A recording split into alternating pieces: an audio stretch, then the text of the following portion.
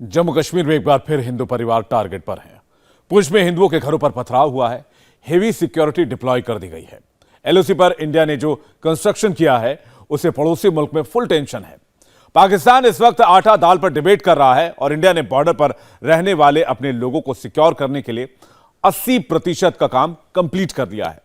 Border पर बसे गांव में 20,000 से ज्यादा बुलेट प्रूफ बंकर बनकर तैयार हो चुके हैं, जो दुश्मन के हर वार को झेलने में सक्षम है।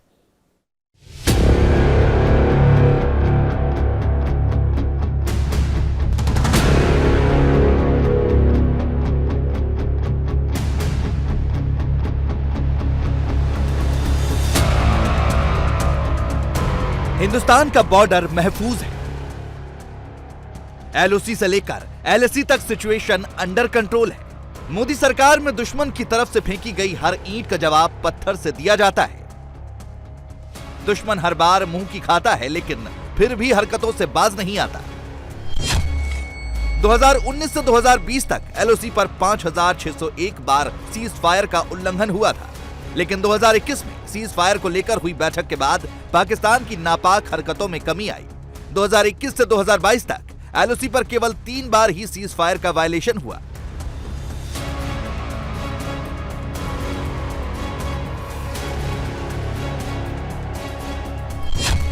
लेकिन इन 2 सालों में मोदी सरकार ने क्या किया?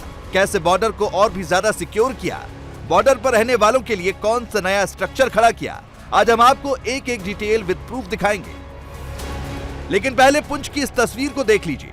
कैसे कश्मीर के अंदर हिंदू परिवारों को टारगेट किया जा रहा है। दहशतगर्दी फैलाने के लिए लोगों के घरों पर पत्थर फेंके जा रहे हैं। पुंछ में लोगों को राजौरी जैसी घटना के रेपुटेशन का खौफ है। इलाके में हैवी फोर्स डिप्लॉयड है। 2 दिन पहले ही 7 जनवरी की रात पुंछ के बालाकोट सेक्टर में सेना ने घुसपैठ की कोशिश को नाकाम किया था। सर्च ऑपरेशन के दौरान 2 आतंकवादी मारे गए थे। आतंकवादियों के पास से 2 AK-47, AK-56 राइफल, 1 पिस्तौल, 2 हथगोले और 2 आईईडी बरामद किए गए थे। पाकिस्तान आतंक की फैक्ट्री चला रहा है। कश्मीर में दहशतगर्दी फैलाने का नापाक मंसूबा पाल रहा है।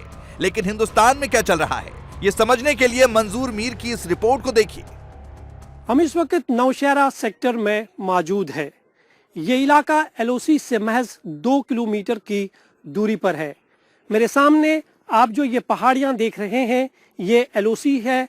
इस पहाड़ियों के पीछे पीओके का इलाका है और ये भारत का जम्मू रीजन का नौशेरा सेक्टर है, डींग इलाका है।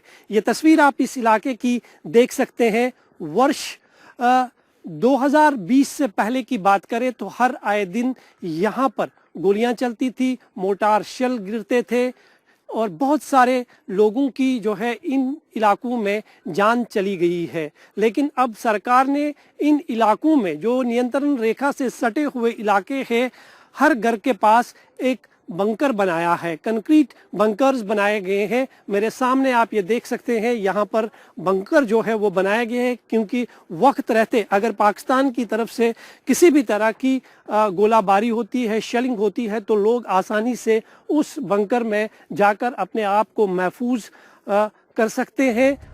मोदी सरकार ने बॉर्डर पर जो बंकर बनाए हैं वो केवल बंकर नहीं, बल्कि यहाँ रहने वाले लोगों के लिए रक्षा कवच है।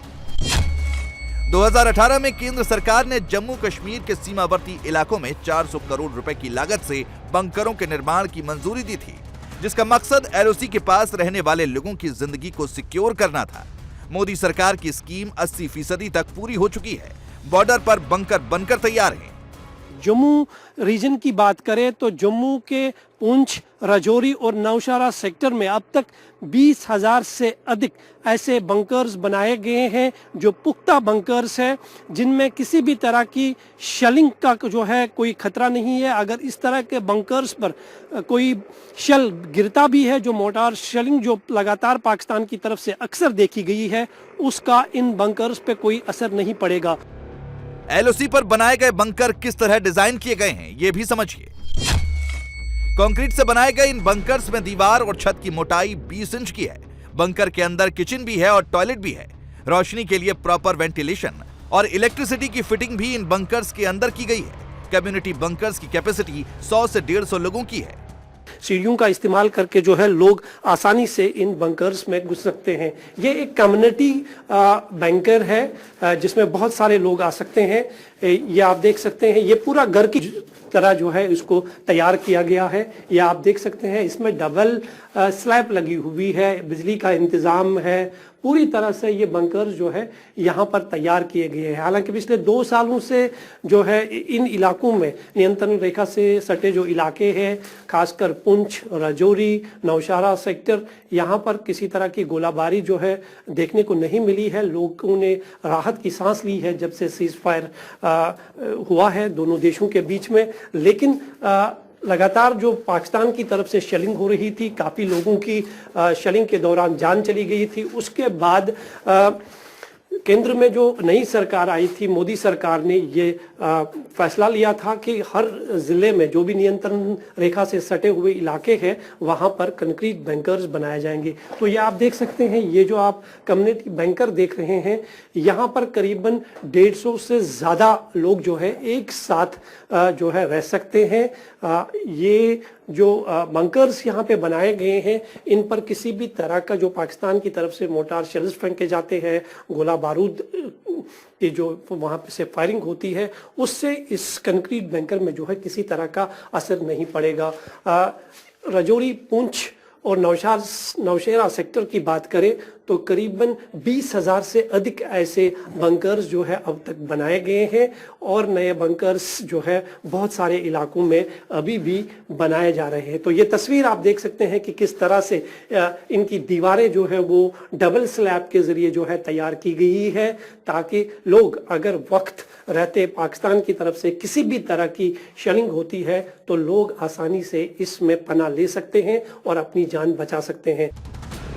इन बंकर्स के बनने के बाद नौशेरा में एलओसी से महज 2 किलोमीटर दूर धींगांव में रहने वाले लोगों ने राहत की सांस ली है। लोगों का कहना है कि कांग्रेस की सरकार में उनके लिए सोचने वाला कोई नहीं था, लेकिन मोदी सरकार ने बंकर बनवाकर लोगों को सुरक्षा कवच देने का काम किया है। नियंत्रण रेखा से सटे इलाकों में जो कम्युनिटी बंकर्स बनाए गए हैं, उनमें किस तरह की फैसिलिटीज है लोगों की सुरक्षा के लिए, ये कितने महफूज ये बंकर्स है, यहाँ के लोगों से बात करते हैं। ये जो अभी ये सरकार आई हुई है तभी से हमको कोई पूछने लगा, पहले ये बैंकर कुछ नहीं होता था यहाँ, तो हम ऐसे छुप छाप के कहीं कहीं मतलब अपना टाइम पास करते थे। लेकिन अब ये जो बैंकर है आप देख सकते हैं, शायद काफ़ी बड़ा साइज इसका, इसमें काफ़ी लोग एमरजेंसी में आ सकते हैं, 50 लोग भी आ सकते हैं एमरजेंसी में। इसमें फ्लैश बाथरूम भी है, यहाँ जो किचन का भी पूरी व्यवस्था की गई है, मतलब खाने पीने के लिए एमरजेंसी में। और इसकी जो दीवारें हैं तकरीबन 20 इंच के तकरीबन मोटी है और प्योर कैंकर की बनी हुई है। और इसकी जो स्लैब है वो भी तकरीबन 20 इंच 18 इंच से ऊपर ही है, मतलब जो सिंगल स्लैब है उसके ऊपर अभी इसके मिट्टी डाली जाएगी।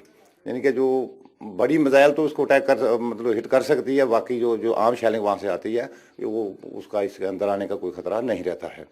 तो हमारे लोग काफ़ी सेफ हैं तब से। तो फिलहाल तो शैलिंग भी बंद है, लेकिन ये कभी पता नहीं कब किस टाइम वो मतलब शैल आ जाएगी, इसका कोई मतलब किसी को गारंटी नहीं है। तो ये जो हमारी जो ये बेल्ट है सीधी, ये पूरे टारगेट पर रहती है, कहीं आगे पीछे जाए या ना जाए, लेकिन इधर आएंगे मतलब 100% इधर ही आएंगे। क्योंकि जब पीछे आर्मी के लोकेशन है तो आर्मी से हम लोगों के काफ़ी अच्छे रिलेशन है, इंडियन आर्मी से हमें सपोर्ट भी करते हैं और हम भी उनकी पूरी मदद करते हैं। लेकिन जब हवा में आएगा तो उसमें आर्मी भी क्या करेगी या हम भी क्या कर सकते हैं। 2020 के पहले इस इलाके में क्या हालात थे, कैसे लोगों की जिंदगी पर हमेशा मौत का साया रहता था, पाकिस्तान की तरफ से होने वाली गोलाबारी से लोग अपने परिवारों को कैसे बचाते थे, धींगांव के बुजुर्गों ने पूरी डिटेल से समझाया।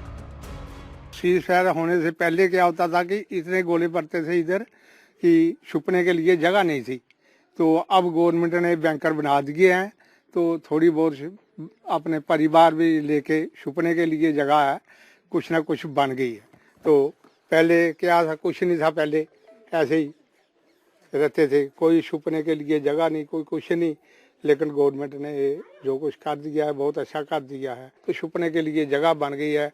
मरना नहीं मरना वो तो भगवान के घर ही है, लेकिन ये तो है कि छुपने के लिए जगह है, ये तो पहले मुश्किल थी। मोदी सरकार ने किया है सर, मोदी सरकार ने किया है, बाकी कांग्रेस सरकार ने कुछ नहीं किया था। 2 साल से शांति है, तो 2 साल से पहले फायर होता था इधर गाँव में अपना कितना फायर पड़ता था, तो कोई पता नहीं चलता था कि कितना फेयर आ रहा है, कितना जा रहा है, कहाँ जा रहा है। बहुत भारी फायरिंग जहाँ होती है आती है, तो जब फायरिंग हमारी आती है उनकी भी बहुत यहाँ आती है। हमारे यहाँ डेथ भी बहुत हुई है और बहुत नुकसान भी हुआ है।